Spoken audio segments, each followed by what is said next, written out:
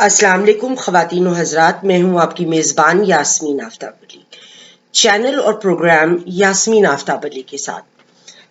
آج میرے پاس دو موضوع ہیں جو ٹائمنگ کی وجہ سے ایک دوسرے سے جڑے ہوئے بھی ہیں۔ نمبر ایک، آج سے دوبارہ مشاورت شروع ہوئی ہے 27ویں ترمیم کو لے کر، اور اس میں جو سٹیک ہولڈرز ہیں انہوں نے گفت و شنید شروع کر دی ہے۔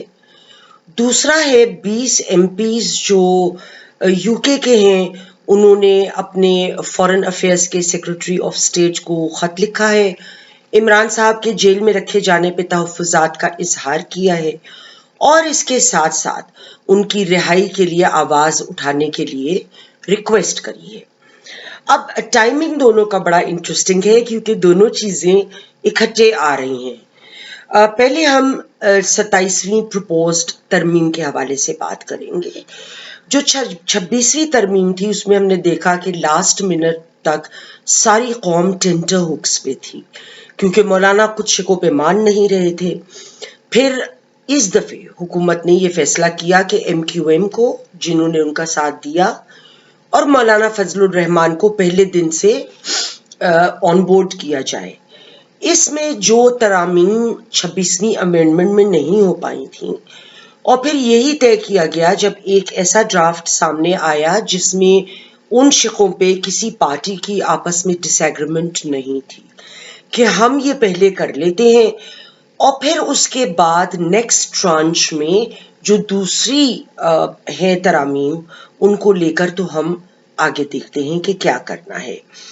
اچھا، جو ترمیم اس میں مین اس کی روح ہے یا فوکس ہے، that is the military courts, کہ اگر کوئی آرمی کے خلاف باضابطے ایک کانسپریسی کرتا ہے تو اس کانسپریسی کو ملٹری کورٹس میں سویلین بھی ہونے کے ناطے اس کا ٹرائل کیا جا سکے۔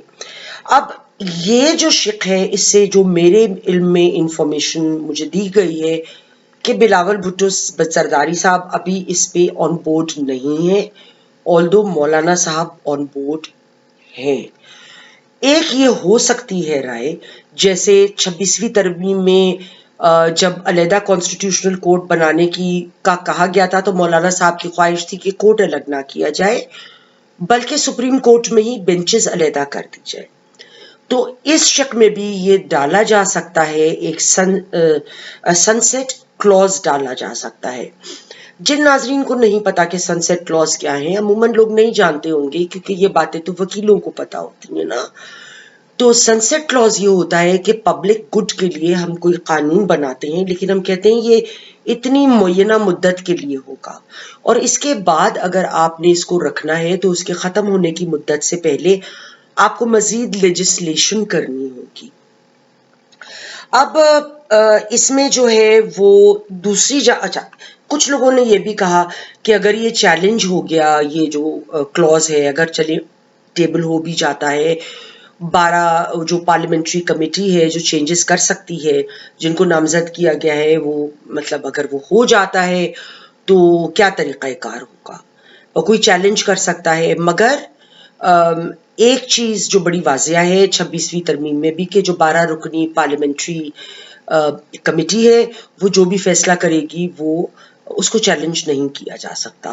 کچھ لوگوں نے یہ بھی کہا کہ یحییٰ آفریدی صاحب نے تو ملٹری کورٹس کے خلاف، ان کا ایک لیگل نوٹ تھا جب بندیال صاحب کے سامنے کیس پیش ہوا تھا، خیر اس کی تفصیلات irrelevant ہیں، لیکن اس میں انہوں نے ملٹری کورٹ کی کریشن سے سپورٹ نہیں کیا تھا، تو ان کا کیا ری ایکشن ہوگا۔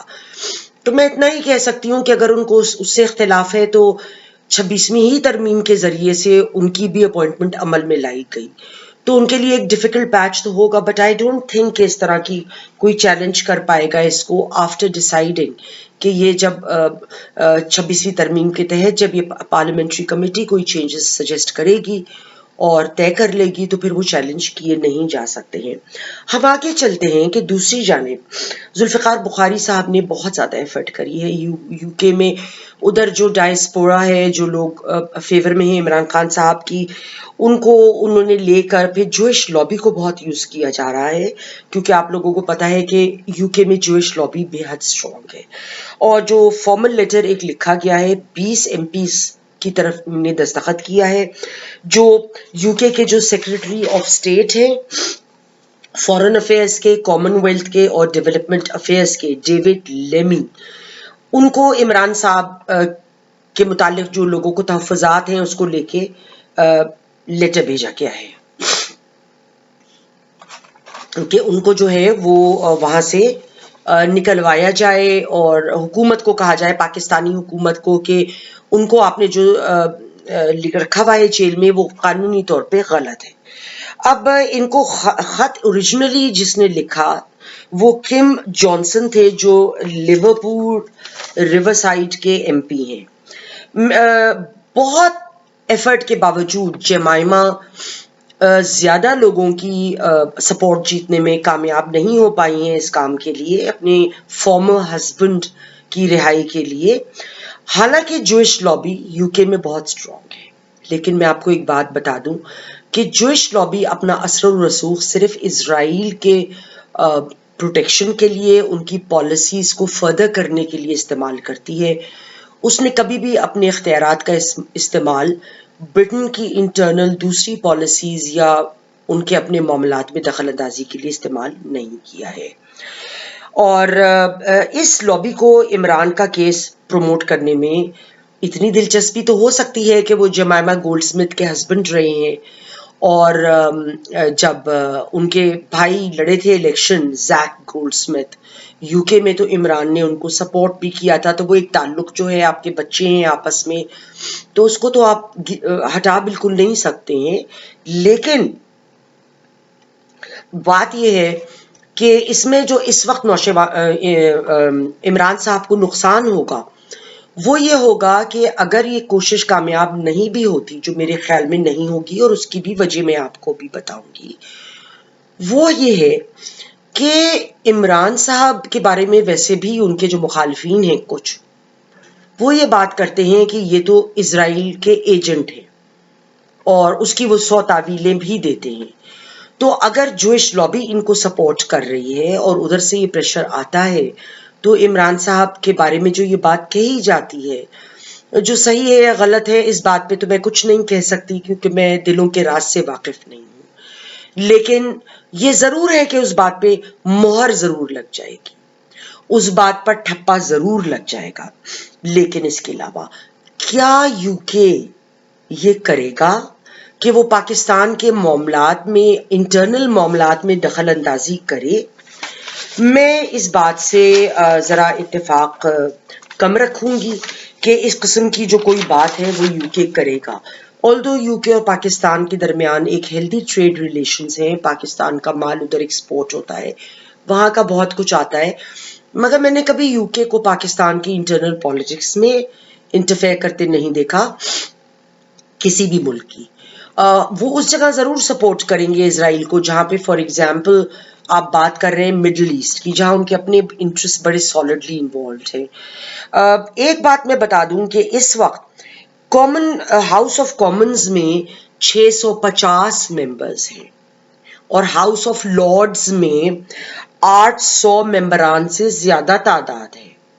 تو اس کا مطلب ہے کہ 1450 ممبر سے زائد، ان میں سے 20 لوگوں کا سائن کرنا کوئی ویٹیج، کوئی معنی نہیں رکھتا ہے. انفارچونیٹلی فار عمران صاحب اور جمائمہ صاحبہ جو ایفرٹس کر رہی ہیں.